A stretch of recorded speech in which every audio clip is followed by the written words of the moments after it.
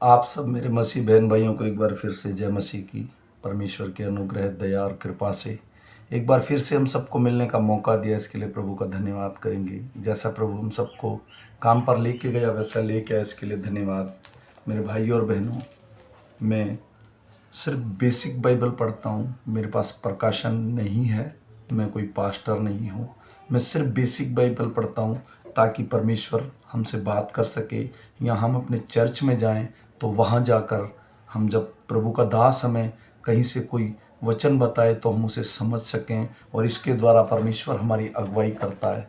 ये पवित्र बाइबल है, ये टाइम पास करने की चीज़ नहीं है, और ये सिर्फ इसलिए होती है कि हम प्रभु के नज़दीक जा सकें। जो लोग सचमुच में परमेश्वर को खोजते हैं, जो जानना चाहते हैं कि परमेश्वर ने हमारे जीवन में क्या क्या किया, क्या क्या कर सकता है और क्या क्या करने वाला है, क्योंकि ये विश्वास करने वालों के लिए है। मैं आशा करता हूँ कि जितने लोग इस वचन को सुने वो ये विश्वास करें कि प्रभु ये वचन मेरे लिए बोल रहा है, क्योंकि मैं सिर्फ इसीलिए पढ़ता हूँ जिन मेरे भाई बहनों के पास समय नहीं है, या जो मेरे भाई बहन बिजी रहते हैं, ताकि वो जीवित परमेश्वर को जाने और अपने जीवन में प्रभु की अगुवाई पाकर आगे बढ़ सकें। सबको जय मसीह की। आइए हम शाम का वचन पढ़ेंगे। आज तारीख है 7/5/2025, और हम पढ़ेंगे दूसरे राजा की पुस्तक में से 1, 2 और 3 अध्याय। इसके पढ़े और सुने जाने पर प्रभु की आशीष हो। आहाब के मरने के बाद मोआब इज़राइल के विरुद्ध हो गया। अजय्याह एक जालीदार खिड़की में से जो शेमरोन में उसकी अटारी में थी गिर पड़ा और बीमार हो गया।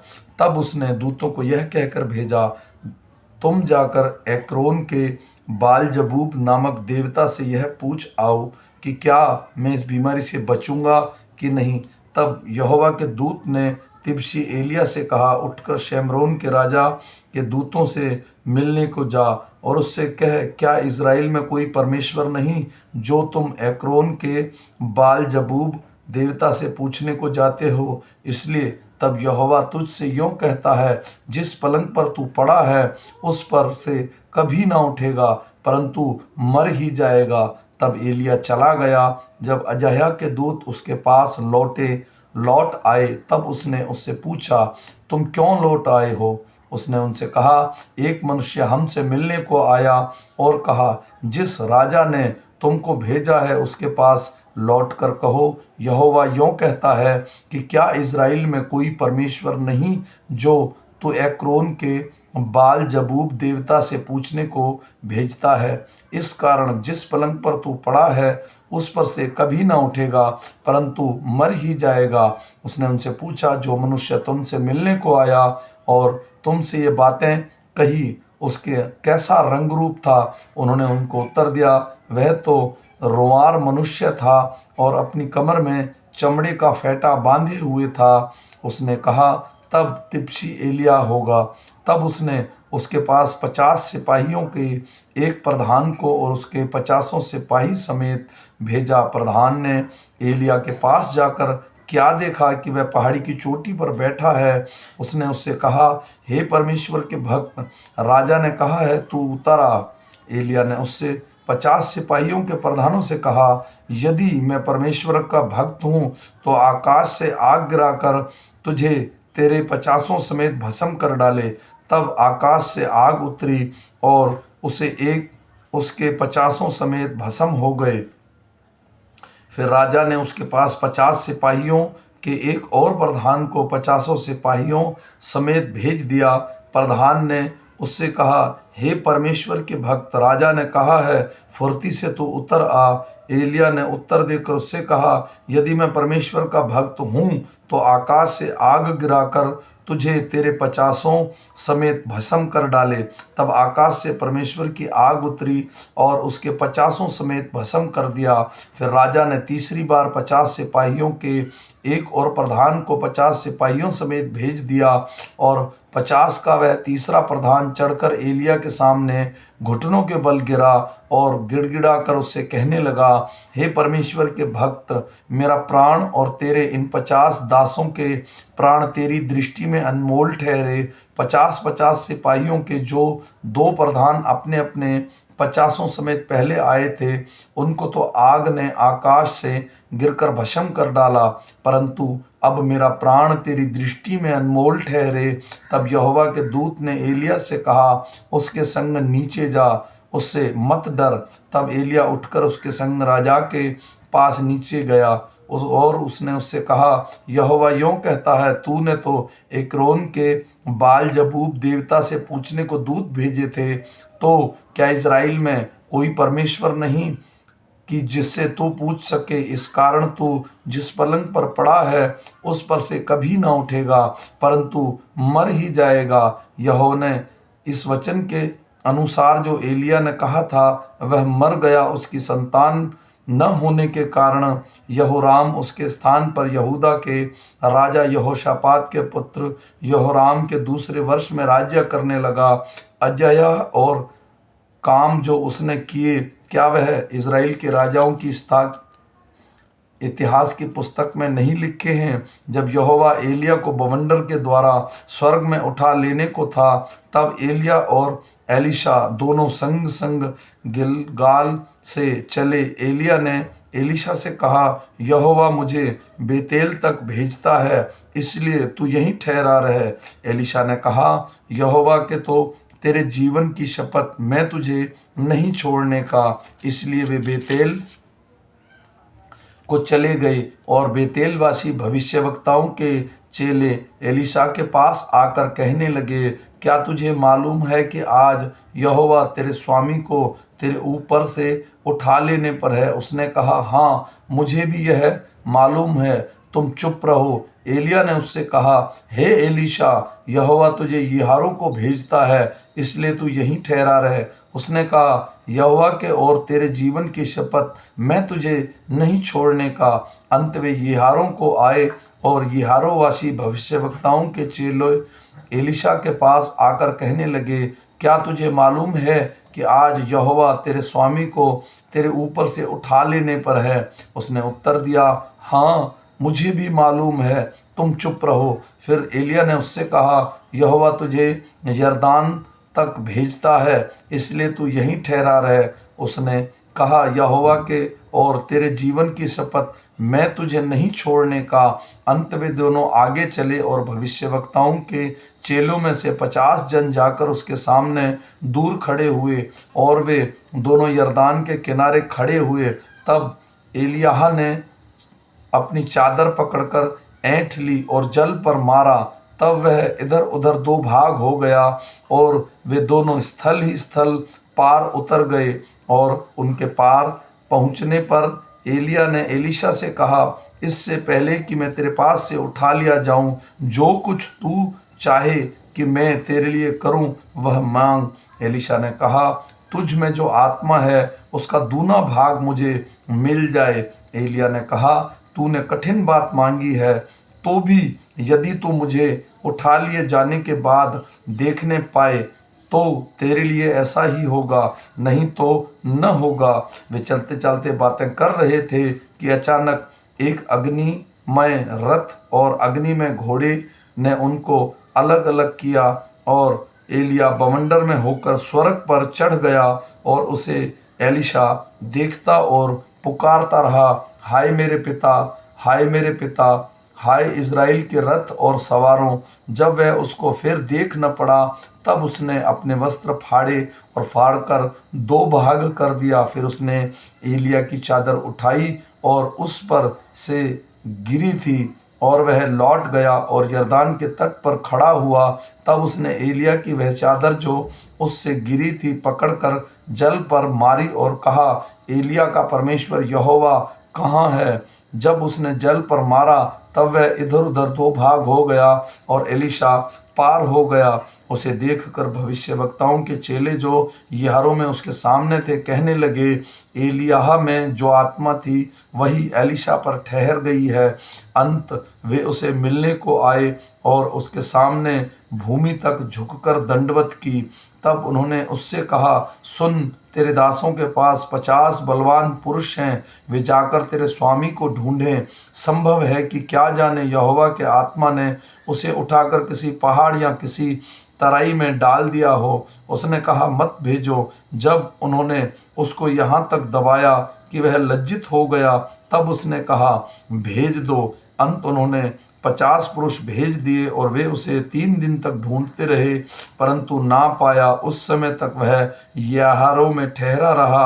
अंत जब वे उसके पास लौट आए, तब उसने उनसे कहा, क्या मैंने तुमसे न कहा था कि मत जाओ? उस नगर के निवासियों ने एलिय्याह से कहा, देख, यह नगर मनभावने स्थान पर बसा है, जैसा मेरा प्रभु देखता है, परंतु पानी बुरा है और भूमि गर्भ गिराने वाली है। उसने कहा, एक नए प्याले में नमक डालकर मेरे पास ले आओ। वे उसे उसके पास ले आए। तब वह जल के सोते के पास निकल गया और उसमें नमक डालकर कहा, यहोवा यों कहता है, मैं यह पानी ठीक कर देता हूँ, जिससे वह फिर कभी मृत्यु या गर्भ गिरने का कारण न होगा। एलिशा के इस वचन के अनुसार पानी ठीक हो गया और आज तक ऐसा ही है। वहां से वह बेतेल को चला और मार्ग की चढ़ाई में चल रहा था कि नगर के छोटे लड़के निकलकर उसका ठट्ठा करने लगे। हे चंदुए चढ़ जा, हे चंदुए चढ़ जा। तब उसने उनके पीछे की ओर फिरकर उन पर दृष्टि की और यहोवा के नाम से उनको श्राप दिया। तब जंगल में 2 रीछनियों ने आकर उनमें से 42 लड़के फाड़ डाले। वहां से वह करमोल को गया और वहां से शेमरोन को लौट गया। यहूदा के राजा यहोशापात के 18वें वर्ष में आहाब का पुत्र यहोराम शेमरोन में इज़राइल का राज्य करने लगा और 12 वर्ष तक राज्य करता रहा। उसने उसके वह किया जो यहोवा की दृष्टि में बुरा है। तब उसने अपने माता पिता के बराबर नहीं किया, वरन अपने पिता की बनाई हुई बाल की लाट को दूर किया।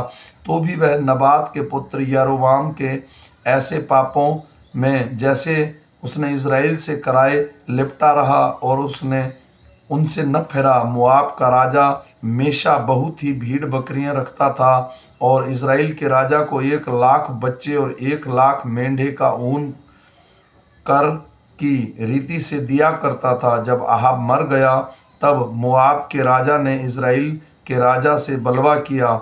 उस समय तक राजा यहोराम के शेमरोन से निकलकर सारे इज़राइल की गिनती ली और उसने जाकर यहूदा के राजा यहोशापात के पास यूं कहलावा भेजा, मोआब के राजा ने मुझसे बलवा किया है, क्या तू मेरे संग मोआब से लड़ने को चलेगा? उसने कहा, हाँ, मैं चलूँगा। जैसा तू वैसा ही मैं तेरी प्रजा, वैसी ही मेरी प्रजा, और जैसे तेरे घोड़े वैसे मेरे भी घोड़े हैं। फिर उसने पूछा, हम किस मार्ग से जाएं? उसने उत्तर दिया, एदोम के जंगल से होकर। तब इज़राइल का राजा और यहूदा का राजा और एदोम का राजा चले और 7 दिन तक घूमकर चल चुके।